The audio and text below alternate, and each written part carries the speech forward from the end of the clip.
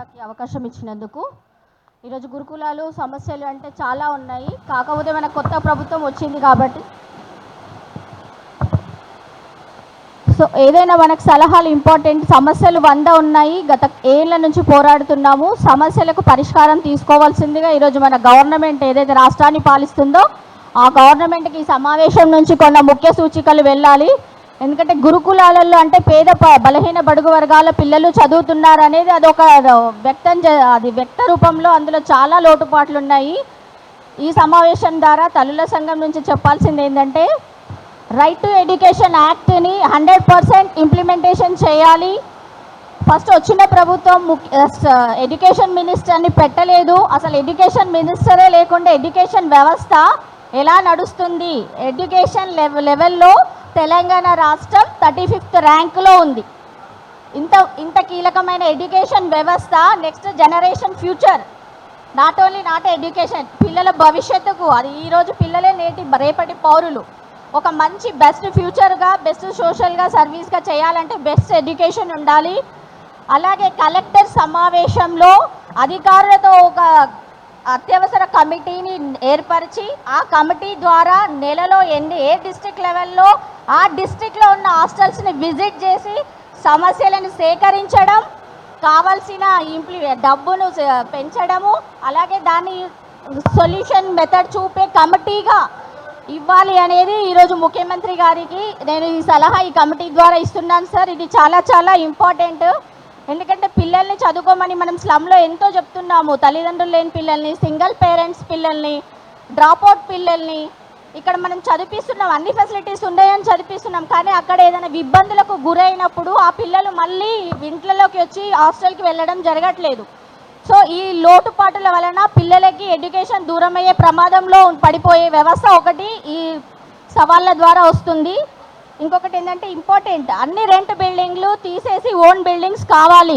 డబ్బు తెలంగాణ రాష్ట్రంలో లేదు కాదు, ఎడ్యుకేషన్కి అంటేనే డబ్బు లేదు అనే సమాధానం వస్తుంది పైనుంచి. అన్నిటికీ డబ్బులు ఉంటాయి, ఎడ్యుకేషన్కి డబ్బులు ఉండవు అనేది ఇది మీరు ఏదైనా చేయండి కానీ ఎడ్యుకేషన్కి వేరే రాష్ట్రాలలో ఎలా అయితే ఇంప్లిమెంటేషన్ చేస్తున్నారో డబ్బులు 20% కేటాయించాల్సిందే. వచ్చిన నేపథ్యంలో ప్రభుత్వం వచ్చిన మేనిఫెస్టోలో పెట్టిన 15% ఇంతవరకు ఇవ్వలే. కానీ ఇది బడ్జెట్తో కూడుకున్న సమస్య. ఎడ్యుకేషన్లో మార్పులు తేవాలన్నా, సమస్యలు పోవాలన్నా, మంచి ఫుడ్, పిల్లలకి మంచి నాణ్యత గల భోజనము, అలాగే నాణ్యమైన విద్య అందాలంటే వాళ్ళ రైట్, ఈ రైట్ని మీరు ఉల్లంఘిస్తున్నారంటే పిల్లల రైట్, చట్టబద్ధతమైన రైట్ని ప్రభుత్వం ఉల్లంఘించడం అంటే చాలా నిర్లక్ష్య ధోరణి. సో వాళ్ళ రైట్ని మీరు ఉల్లంఘించొద్దు. పిల్లల బాధ్యత, అది ప్రభుత్వాల బాధ్యత. సో రైట్ టు ఎడ్యుకేషన్ అనేది అందరి పిల్లలకి సమాన విద్య, సమాన అవకాశం అనేది మన కొత్తగా వచ్చిన రేవంత్ రెడ్డి దృష్టిలో పెట్టుకొని విద్యను ముందుకు తీసుకెళ్ళాలి, పిల్లల భవిష్యత్తును కాపాడాలి. ఎందుకంటే గురుకులాలో సీట్లు కూడా పేద పిల్లలకు కాదు, ఈరోజు ఉన్నత వర్గాలకే చెందుతున్నాయి. అట్లా నేను కొన్ని ప్రాబ్లమ్స్ ఈ మంత్లో చూడడం జరిగింది.